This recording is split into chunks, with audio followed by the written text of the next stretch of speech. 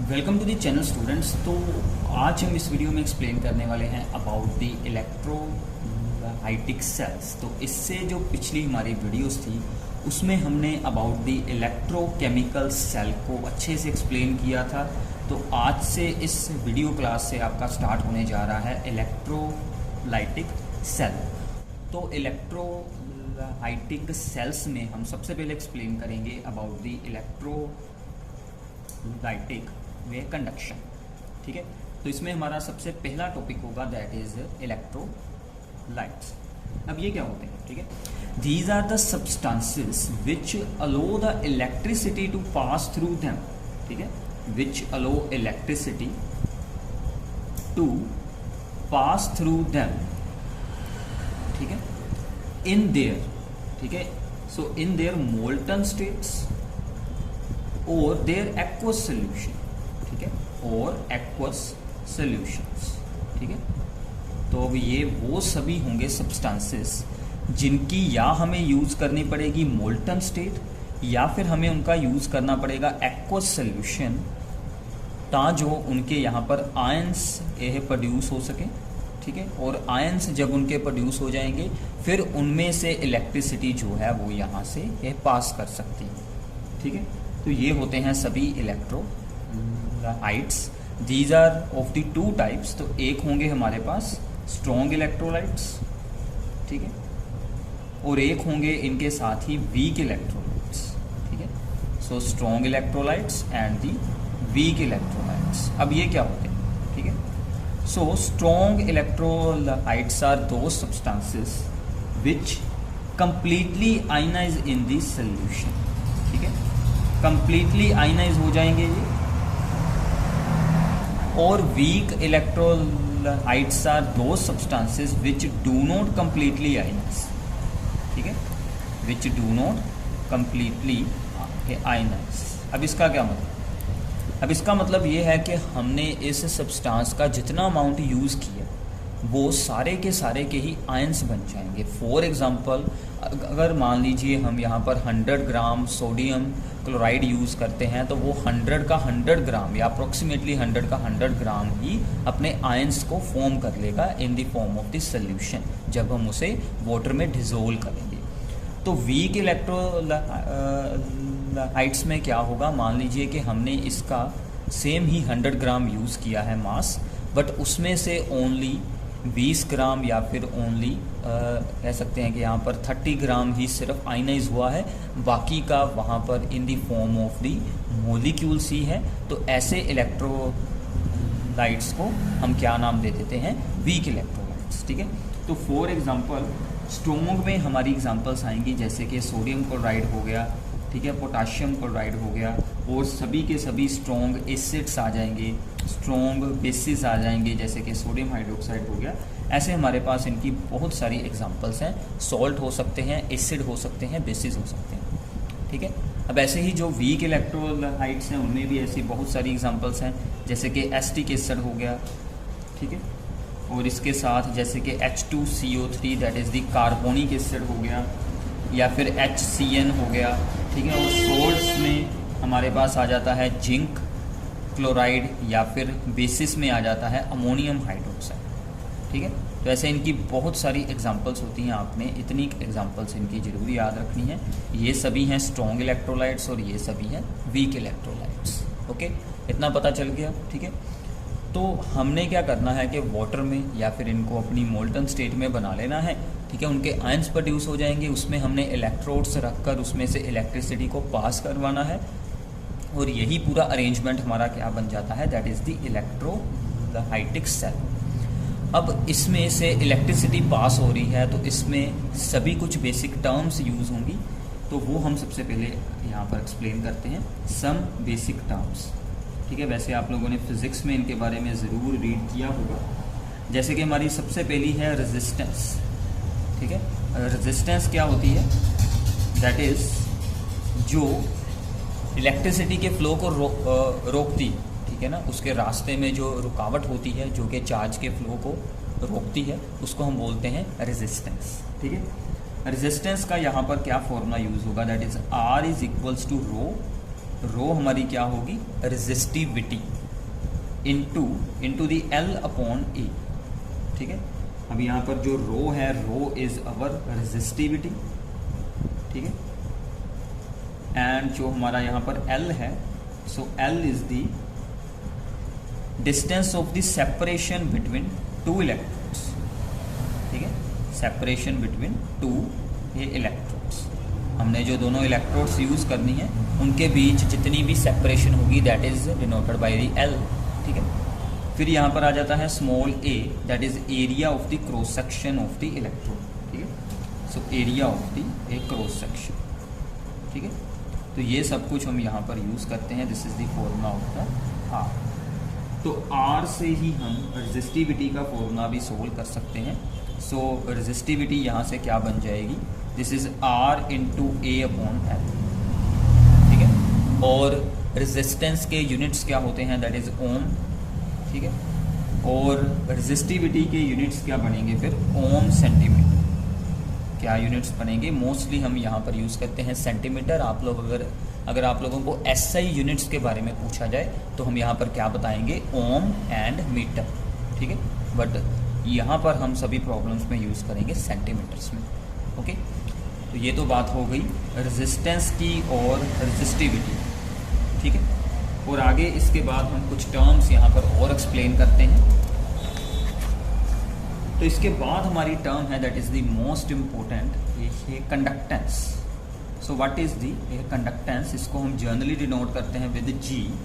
This is the reciprocal of the resistance. Resistance का reciprocal बन जाएगा तो इसकी यूनिट्स क्या बन जाएंगी, that is ohm a inverse. और ओम इनवर्स को हम यहाँ पर क्या यूज कर लेते हैं, this is written as the new units called siemens, ठीक है। ओम इनवर्स की जगह पर हम क्या यूज करेंगे, सीमेंस। इसको हम ऐसे लिखेंगे 1s, that is called siemens, ठीक है। तो इसी के साथ आती है दैट इज दी एक conductivity. So what is the A conductivity, इसको हम डिनोट करते हैं विद स्मॉल k। वैसे इसको हम बोलते हैं this symbol is known as the ये कापा, बट हम इसे रीड करेंगे स्मॉल k के साथ ही, ठीक है। आप ये भी नाम याद रख सकते हैं। Now this conductivity is equals to the reciprocal of the resistivity, ठीक है। तो रेजिस्टिविटी का फॉर्मूला हमने अभी अभी उस साइड पर सोल्व किया था, वो क्या था, rho is equals to the, तो हमने इसका फॉर्मूला भी सोल्व किया था, rho is equals to the R into A upon L, ठीक है।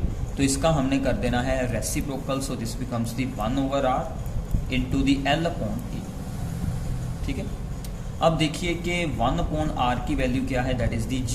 तो हमारी स्मॉल k का क्या फार्मूला बन गया, G into L upon A, okay. अब देखिए ये जो दोनों टर्म्स हैं that is L and A, ये किसी स्पेसिफिक इलेक्ट्रोलाइटिक सेल के लिए क्या रहती हैं, कांस्टेंट रहती हैं, ठीक है। तो इसका मतलब हम इसको भी कुछ एज्यूम कर लेते हैं। तो हम इस L अपॉन A को यहाँ पर क्या एज्यूम कर लेंगे, G star, where G star is known as the cell constant, ठीक है। तो G स्टार को हम क्या बोलेंगे, cell constant and is equals to the L upon A, ठीक है। तो यहाँ से हमारा अब क्या रिलेशन बन चुका है, that is the conductivity is equals to the G into G star, ठीक है। तो ये फॉर्मूला आपका बहुत ही यूजफुल है, ये हम न्यूमेरिकल प्रॉब्लम्स में आगे जाकर यूज़ करने वाले हैं। एंड आल्सो अगर आप लोगों से कंडक्टिविटी की डेफिनेशन पूछी जाए तो आप लोग वहाँ पर क्या बताएंगे, ठीक है। So now conductivity is the conductance of, ठीक है, it is the conductance of 1 centimetre cubic solution of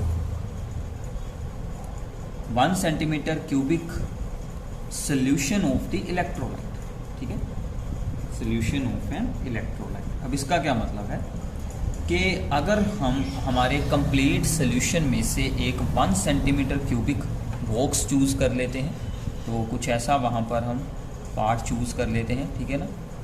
जितना भी हमारा है सोल्यूशन उसमें से हमने ये एक छोटा सा बॉक्स चूज़ कर लिया, ठीक है। दिस इज़ अवर ये कंप्लीट सोल्यूशन में से। इसकी जितनी कंडक्टिंग पावर होगी, इसकी जितनी कंडक्टेंस होगी, that is known as the conductivity of the whole solution. ठीक है, तो हम कंडक्टिविटी यूनिट वॉल्यूम से सोल्व करते हैं। तो यहाँ पर हमारी यूनिट्स यूज़ हो रही हैं सेंटीमीटर, तो हमने सेंटीमीटर क्यूब रख लिया। आपकी जो भी यूनिट्स होंगी आप उसी के अकॉर्डिंग यूनिट वॉल्यूम की कंडक्टेंस को सोल्व करेंगे, that is known as the conductivity. ठीक है, तो ये तो हमारी बात हो गई सोल्यूशन की कुछ बेसिक प्रॉपर्टीज़ के बारे में, जिसमें कि हमने एक्सप्लेन किया रेजिस्टेंस, रेजिस्टिविटी, कंडक्टेंस, ये है कंडक्टिविटी, एंड उनमें हमने एक बहुत ही इंपॉर्टेंट रिलेशन भी बना लिया। अब इसके बाद हमारा मोस्ट इंपॉर्टेंट आएगा topic, that is known as the molar conductivity. ठीक है, सुना हो मोलर कंडक्टिविटी। ठीक है, अब इसको आप लोगों ने अंडरस्टैंड करना है अच्छे से, this is very very important. ठीक है, so what is the molar conductivity. हम मोस्टली मोल्स के अकॉर्डिंग ही सब कुछ सोल्व करते हैं। तो यहाँ पर भी हमने क्या किया, molar conductivity is the conducting power of the solution containing 1 mole of an electrolyte, containing 1 mole of electrolyte। मैं यहाँ पर प्रॉपर डेफिनेशंस राइट नहीं कर रहा हूँ, मैं उसको आपको बोलकर बता रहा हूँ, तो वो आप लोगों ने खुद यहाँ से एक्सप्लेन कर लेनी है। तो मैं एक बार रिपीट कर देता हूँ, conducting power of a solution, conducting power of all the ions. ठीक है, conducting power of all the ions produced by dissolving 1 mole of an electrolyte in this solution. मतलब कि जब हमने सोल्यूशन में 1 मोल ऑफ इलेक्ट्रोलाइट को use किया है, उस टाइम पर उस सोल्यूशन की जितनी भी कंडक्टिंग पावर होगी, that is known as the molar conductivity. Okay, and it is denoted by this simple lambda, और साथ में हम यहाँ पर m यूज़ कर लेते हैं। ठीक है, इसको ऐसे डिनोट किया जाता है। इसका क्या फार्मूला होता है, दैट इज़ ये conductivity into 1000 upon the molarity. ठीक है, upon the molarity of the solution. So this is the formula of the molar conductivity. ठीक है, तो मोलर कंडक्टिविटी के फॉर्मूला को हम अब अच्छे से एक्सप्लेन करेंगे। ये फॉर्मूला सोल्व कैसे हुआ है, इसकी यूनिट्स क्या आएंगी, वो हम यहाँ पर अब एक्सप्लेन करते हैं। तो सबसे पहले आप लोग इसे याद कर लें अच्छे से, this is very very important. और इसकी डेफिनेशन को मैंने आपको एक बार बोलकर एक्सप्लेन किया है, उसको ज़रूर साथ में एक्सप्लेन कर लें। ओके है, इतना आपको अंडरस्टैंड हो चुका है। ओके, अगर आपको कोई भी इसमें प्रॉब्लम हो तो वो आप लोग नीचे कमेंट्स में ज़रूर हमसे ये पूछें। सुनाओ, इसका अभी ये जो ये फॉर्मूला है, वो अगर हमने सोल्व करना हो कि वो फॉर्मूला आखिर क्यों आया है, वो अब हम यहाँ पर एक्सप्लेन करते हैं। सुनाओ, हमने अभी ये मैंने आपको बात बताई थी कि किसी भी सोल्यूशन की कंडक्टिविटी क्या होती है, उस सोल्यूशन के यूनिट वॉल्यूम की कंडक्टेंस। तो हमने क्या सोल्व करनी है, मोलर कंडक्टिविटी। तो हम क्या करेंगे, कंडक्टिविटी जो कि उसकी यूनिट वॉल्यूम की होगी into the volume of solution, ठीक है, that contains the 1 mole of electrolyte.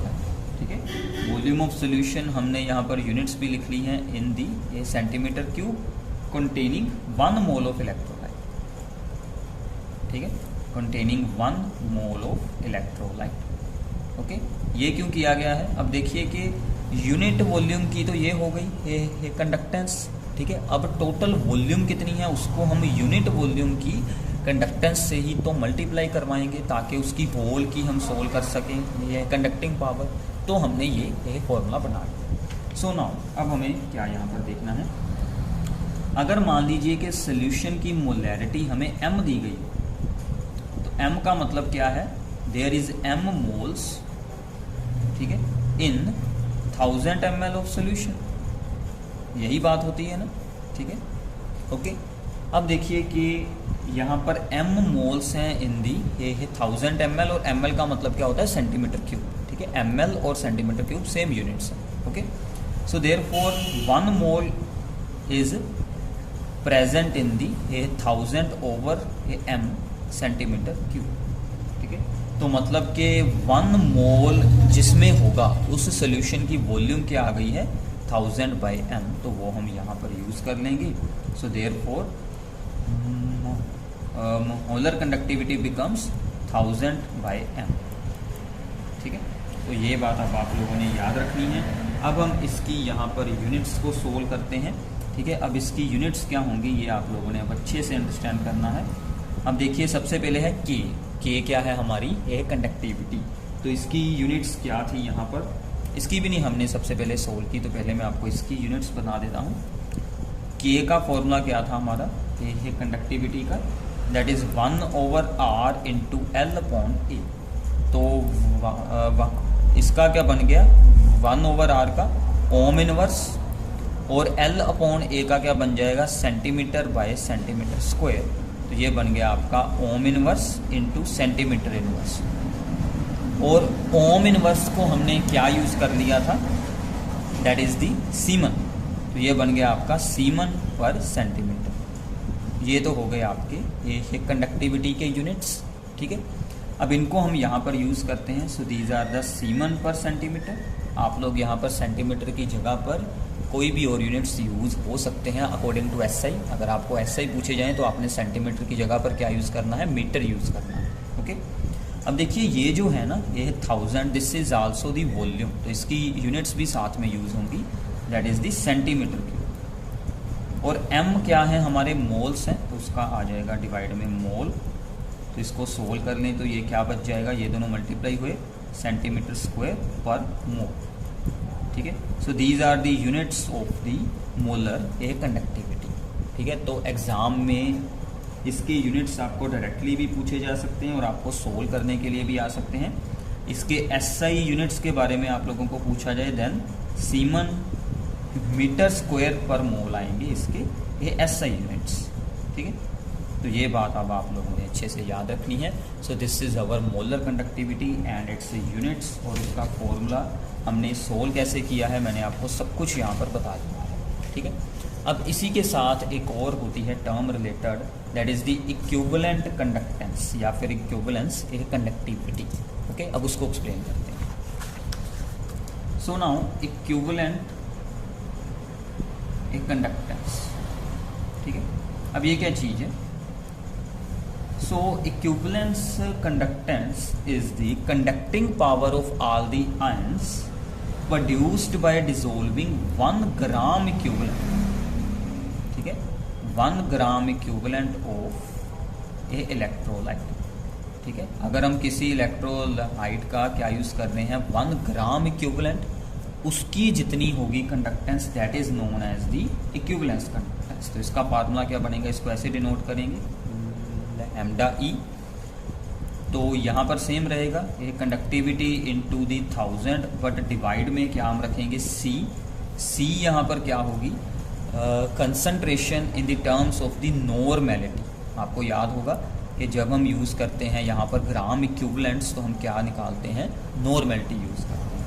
ठीक है, तो इसकी यूनिट्स क्या बन जाएंगी, सीमन cm², मोल की जगह पर यहाँ पर आ जाएगा ग्राम इक्विवेलेंट का इनवर्स। अब ये क्या होता था ग्राम इक्विवेलेंट में, एक बार आपको रिपीट कर देता हूँ। वैसे हमने सेकंड चैप्टर में सब कुछ एक्सप्लेन किया हुआ है, आप लोग वहाँ पर जाकर इसको दोबारा से सीख सकते हैं। ठीक है, अब देखिए कि ग्राम इक्विवेलेंट्स क्या होते हैं। जैसे हम लोग सोल्व करते हैं मोल, ठीक है, मोल्स का क्या फार्मूला होता है, that is given mass divided by the molar मास या फिर एटॉमिक मास या जो भी आपकी टर्म हो। ठीक है, ओके, यही फार्मूला होता है।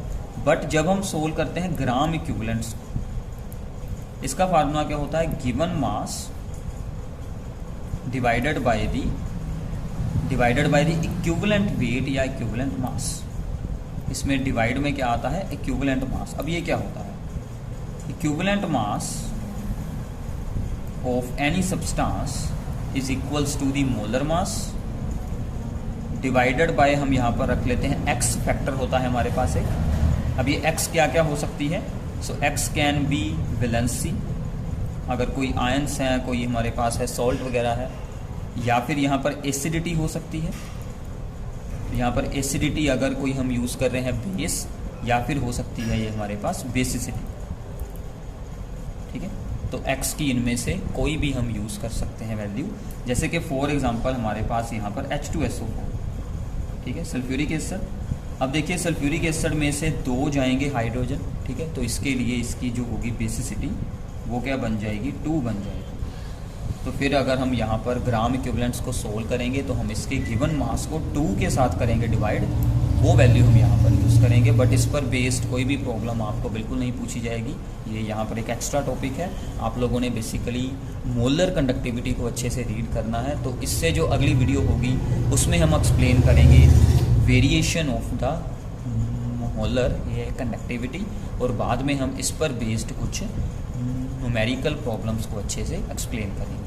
सो आई होप कि आप लोगों को अच्छे से अंडरस्टैंडिंग हो गई होगी। तो प्लीज़ इस वीडियो को अपने सभी फ्रेंड्स के साथ शेयर करें, चैनल को सब्सक्राइब ज़रूर करना है, और नीचे कमेंट बॉक्स में आपका कोई भी डाउट है आप लोग उससे पूछ सकते हैं। Thanks for watching this video.